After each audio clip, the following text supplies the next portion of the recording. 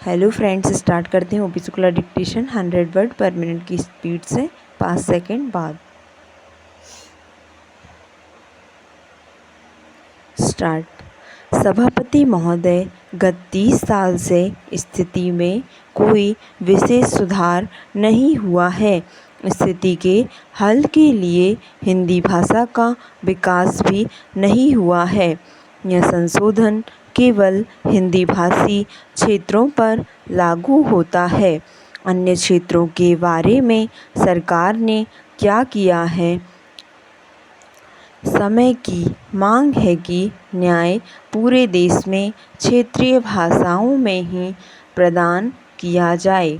इसलिए यदि सरकार सभी क्षेत्रीय भाषाओं में अनुवाद के लिए एक व्यापक संशोधन विधेयक लाती तो अच्छा होता, लेकिन दुर्भाग्य से ऐसा नहीं किया गया है।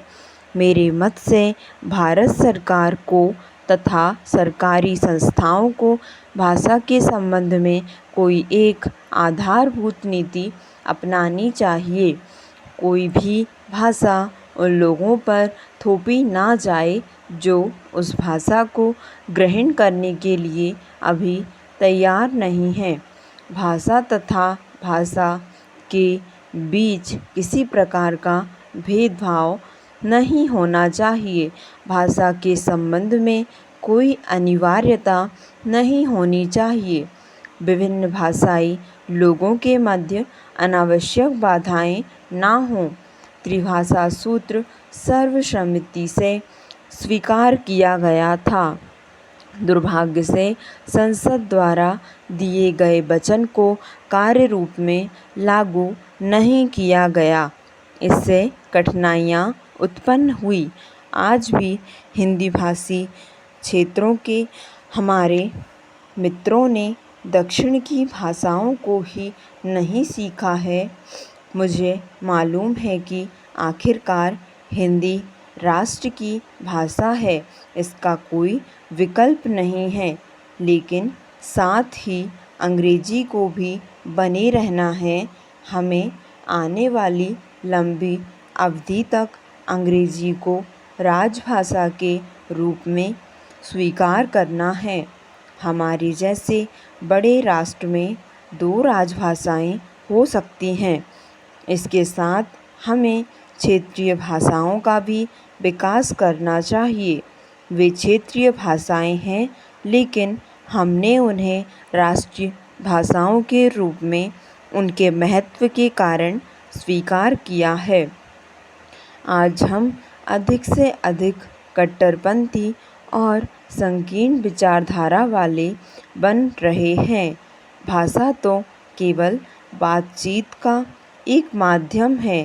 भाषा लोगों के लिए है, लोग भाषा के लिए नहीं बने हैं। अतः भाषा के प्रश्न को प्रतिष्ठा का प्रश्न नहीं बनाया जाना चाहिए। मंत्री जी को यह घोषणा करनी चाहिए कि वह संविधान में 8वीं अनुसूची में सम्मिलित सभी भाषाओं में संविधान के अनुवाद का कार्य आरंभ करें। भारत के लोगों को अपनी भाषा में अपना संविधान बनाना चाहिए।